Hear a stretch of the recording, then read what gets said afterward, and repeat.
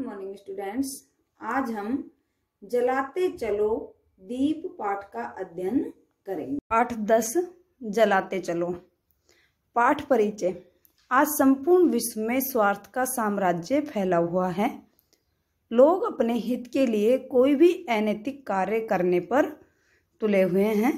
परिणाम स्वरूप सर्वत्र हिंसा, द्वेष, लोभ, मोह, अनीति और अराजकता का घोर अंधकार व्याप्त है। इसलिए कवि स्नेह के दिए जलाकर इस अंधकार को दूर करने का आग्रह कर रहे हैं। संसार में कौन सा अंधकार व्याप्त है? हिंसा, द्वेष, लोभ, मोह, अनीति और अराजकता का। और इस अंधकार को स्नेह रूपी दीपक से दूर करने का क्या कर रहे हैं? आग्रह कर रहे हैं, निवेदन कर रहे हैं। कविता। जलाते चलो ये दिए स्नेह भर भर कर, कभी तो धरा का अंधकार मिटेगा या अंधेरा मिटेगा। जला दीप पहला तुम्ही ने तिमिर की, चुनौती प्रथम बार स्वीकार की थी।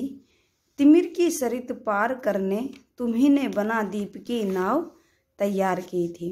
बहाते चलो नाव तुम वह निरंतर, कभी तो तिमिर का किनारा मिलेगा।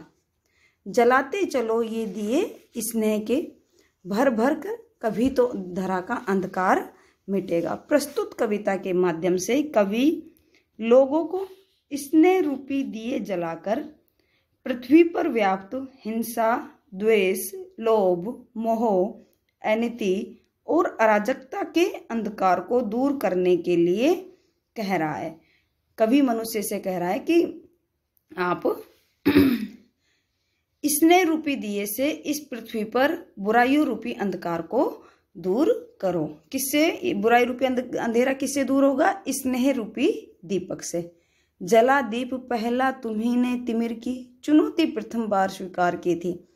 कवि मनुष्य से कह रहा है कि तुमने सबसे प्रथम पहला दीपक स्नेह रूपी दीपक जलाकर पृथ्वी पर फैले अंधकार को दूर करने की चुनौती को स्वीकार किया था। तिमिर का अर्थ क्या होता है? अंधकार।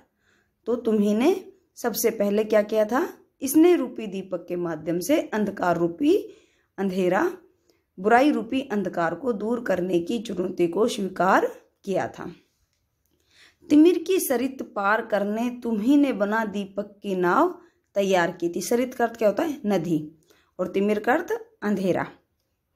अंधकार रूपी नदी को पार करने के लिए तुम्ही ने स्नेह रूपी दीपक की नाव तैयार की थी। कवि मनुष्य से कह रहा है कि आपने ही सबसे पहले क्या किया था? अंधकार रूपी नदी को पार करने के लिए स्नेह रूपी दीपक की नाव को तैयार किया था।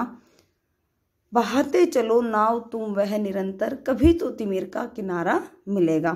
तुम अपनी नाव को निरंतर करते लगातार, तुम अपनी स्नेह रूपी नाव को लगातार बहाते चलो और कभी तो पृथ्वी पर फैली बुराइयों का दूर करने का किनारा मिल ही जाएगा। कभी तो पृथ्वी पर ये जितनी भी बुराई फैली हुई है ये कभी तो स्नेह रूपी दीपक से दूर होगी, कभी तो ये बुराइयां मिटेगी, कभी तो इनका किनारा मिल ही जाएगा। भावार्थ। प्रस्तुत कविता के माध्यम से कवि लोगों को स्नेह रूपी दिए जलाकर पृथ्वी पर व्याप्त हिंसा, द्वेष, लोभ, मोह, अनीति और अराजकता के अंधकार को दूर करने के लिए कह रहा है। कवि मनुष्य से कह रहा है कि तुमने सबसे प्रथम या पहले स्नेह रूपी दीपक जलाकर पृथ्वी पर फैले अंधकार को दूर करने की चुनौती को स्वीकार किया है। अंधकार रूपी नदी को पार करने के लिए तुमने स्नेह रूपी दीपक की नाव तैयार की थी।